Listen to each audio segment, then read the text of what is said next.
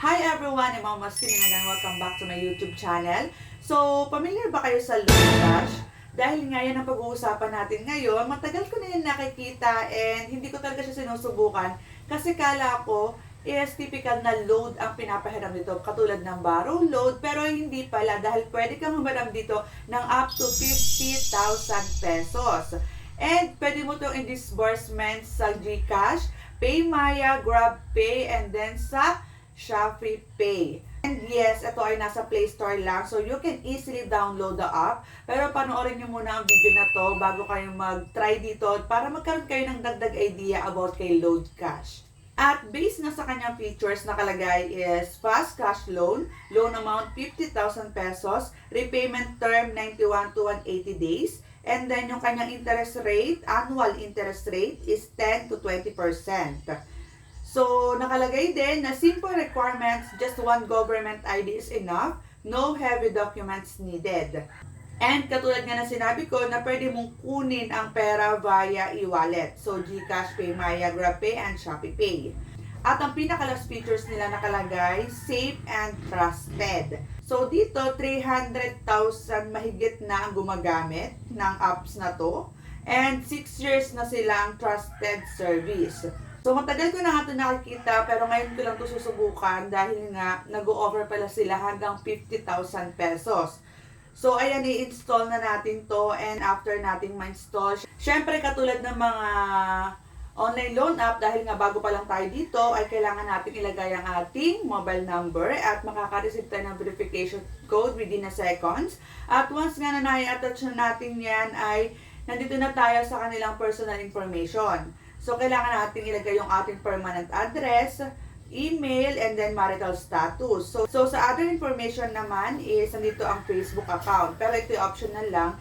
Pwede mong ilagay, pwede rin hindi. But for me, hindi ko siya ilalagay kasi nga masyado ng private. So, click natin ang next kapag okay na. And then, ID card. So, dito ang mga valid ID na pwede mong gamitin. UMID, SS, driver license, passport, national ID, postal card, TIN, voter's ID, national ID, and PhilHealth.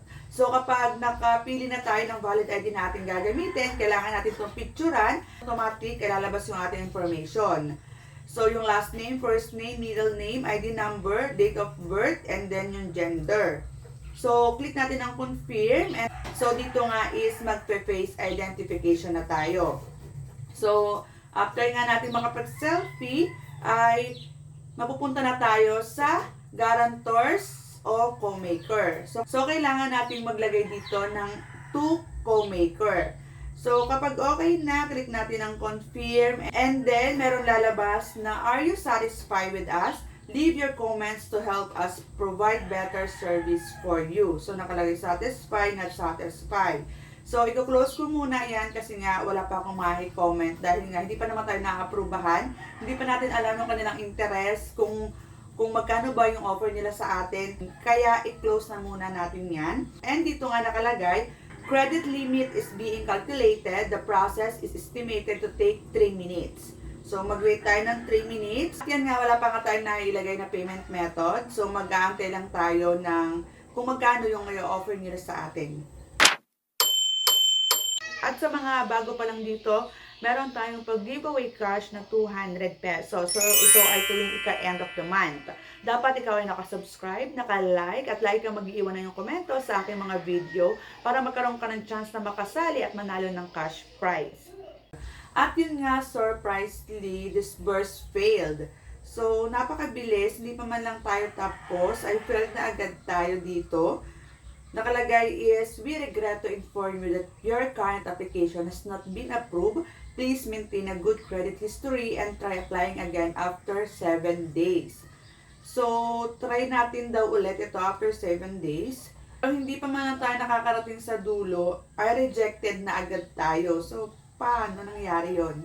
Nalagay pa naman dito is trusted service, trustworthy, and safe, and reliable.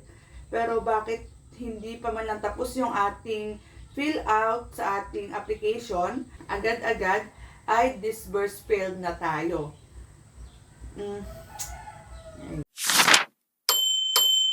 Alam nyo ba na bago ko ito sinubukan, nanood din ako ng ilang reviews about dito.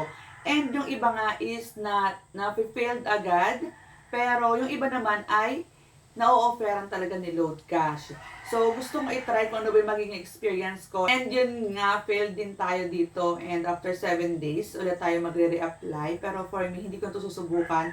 Hindi na ako magre-reapply. Kasi nga, hindi pa man lang tayo nakakarating sa dulo, ay failed na agad. So, much better na humanap na lang tayo ng iba. Sabi dito is 6 years na sila sa kanilang service. And, syempre, ang dami na nag-try nito. So, sige, magbasa tayo ng ilang comment about dito. So, babasahin ko yung mga ibang interesting comment about kay Load Cash.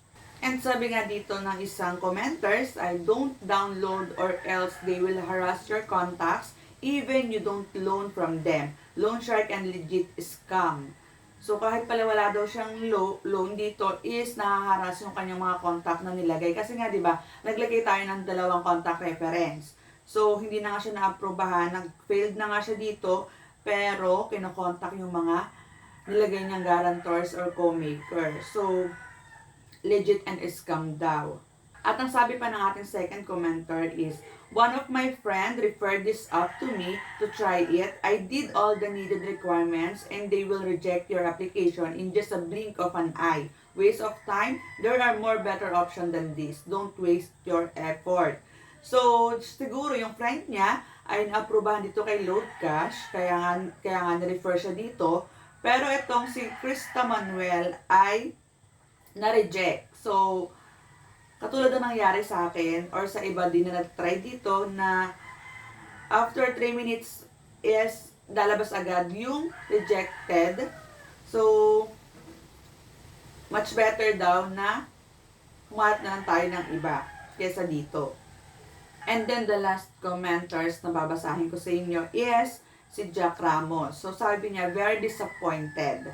This is also data gathering information apps. They are just asking for more contacts and in the end, your loan will be rejected. So siguro nangyari dito is nag-add siya ng contact para nga mas mataas yung chance for approval. Pero nangyari in the end, ay rejected din naman pala siya. So for me, kumukuha lang talaga ito ng mga information about us. Kasi sa dulo is rejected din naman. So, yan yung mga negative comments about dito. And wala ko nakikita na positive.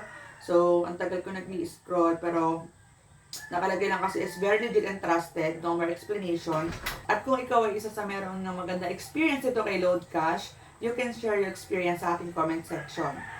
At yan nga, for me, ang Load Cash is not recommended.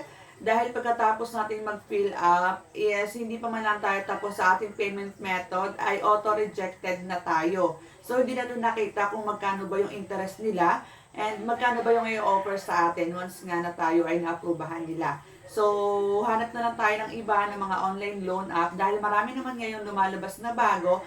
At sa mga lumalabas nga ng mga bagong online loan, makikita natin na SEC register sila. Pero huwag tayong pakampante kasi hindi porket SEC register ka ay hindi na tayo makakaranas ng harassment. Lalo na kung lampas na tayo sa due date or matagal na yung ating balance sa kanila. And para nga maiwasan ito ay maging responsible borrower, pay on time para walang problema. At yun lang for today's video. At kung bago ka pa lang dito, don't forget to subscribe and click the bell button para lagi kang updated sa aking mga latest vlog. Thank you for watching.